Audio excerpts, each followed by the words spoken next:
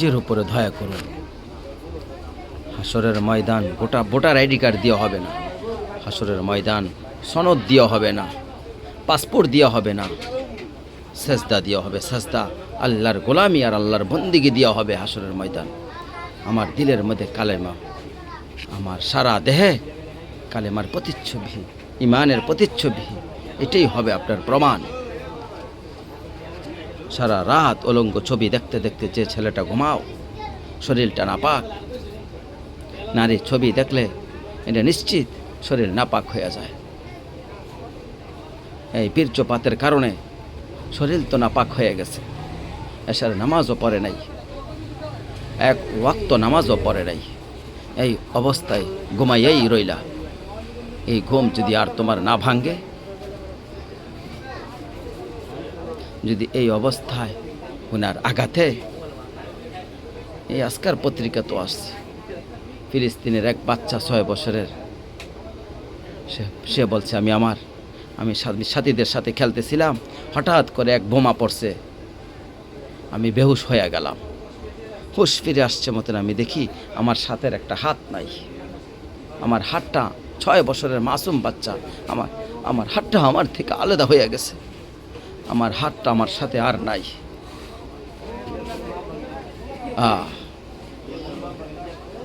ইমানদার বোমার আঘাতে লাশ পড়ে গেছে, টুকরা টুকরা হয়ে গেছে। এই জন্য আরেক ওহুদের সেই আমির হামজা, যার লাশটা টুকরা টুকরা করছিল, আমার মনে হচ্ছে এই কথা, এই আমির হামজার মতন আজ ফিলিস্তিনের শহীদ, আবারও সেই ওহুদের আমির চাচা আমির হামজার দৃশ্য মনে হয়ে যায়। ওই শহীদকে, ওহিদের শহীদ আমির হামজায় সালাম দিচ্ছে, তুই আমার সাথে আয়, তুই আমার সাথে, আমি তোকে নিয়ে জান্নাতে দাঁড়াবো, আমি তোকে নিয়ে আমি জান্নাতে দাঁড়াবো। এই জন্য বন্ধু, আমরা অনুরোধ করি, বাবারা আপনাদেরকেও বলি, আপনারা আপনাদের ছেলেদেরকে কিভাবে নামাজি বানাইবেন ফিকির করেন, আপনারা আপনাদের মেয়েদেরকে কিভাবে পর্দানিশী বানাইবেন ফিকির করেন, আপনার স্ত্রী কিংবা নামাজি বানাইবেন ফিকির করেন। এই ভাবনা ভাবেন, চোখের পানি ছেড়ে কান্দেন, আলেম দ্বীনের সাথে সম্পর্ক করেন। ভাব, এই যে কয়জন বাবা আছেন, আপনাদের কাছে অনুরোধ করি, চাচা আমার কথা রাগ হইয়েন না, আপনাদের যাদের ছেলে নামাজ পড়ে না, মেয়ে পর্দা করে না, আপনি একজন ব্যর্থ বাবা। আপনি খাট, পাপা, সোফা, ফার্নিচার দেখাইয়া কোনো সফলতা নাই এগুলির মধ্যে। একজন মুসলমান শুধু তার 60 বছর বয়স, এই বাড়ি দেখাইলো, বিল্ডিং দেখাইলো, এই জমি দেখাইলো, সোফা ফার্নিচার দেখাইলো, এর মধ্যে মুসলমানের জন্য কোনো, মুসলমানের মধ্যে কোনো কৃতিত্ব নাই, কৃতিত্ব নাই, এর মধ্যে মুসলমানদের কোনো কামিয়াবি নেই। মুসলমানের কৃতিত্ব হলো ঈমান, মুসলমানের কৃতিত্ব হলো তাকওয়া। এই জন্য দোস্ত আমার, বন্ধু আমার,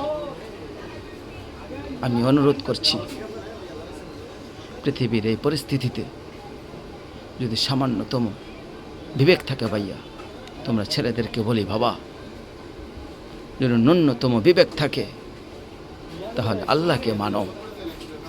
এটা নূহ নবীর ঘটনা না, এটা মুসা নবীর ঘটনা না, বরং এই মুহূর্তের নারী পৃথিবীতে, এই মুহূর্তের জলজন্ত যে মুসলমানের ওপর যে অত্যাচার ফিলিস্তিনের ওপর চলছে, আমার ভাই, আমার মা, আমার বোন এইভাবে আহাজারি করতেছে, একটি অঞ্চলের সমস্ত মুসলমান তাদের বসত বিটা শেষ চিহ্ন নিশায় গেছে, কোনো নিশানা নেই।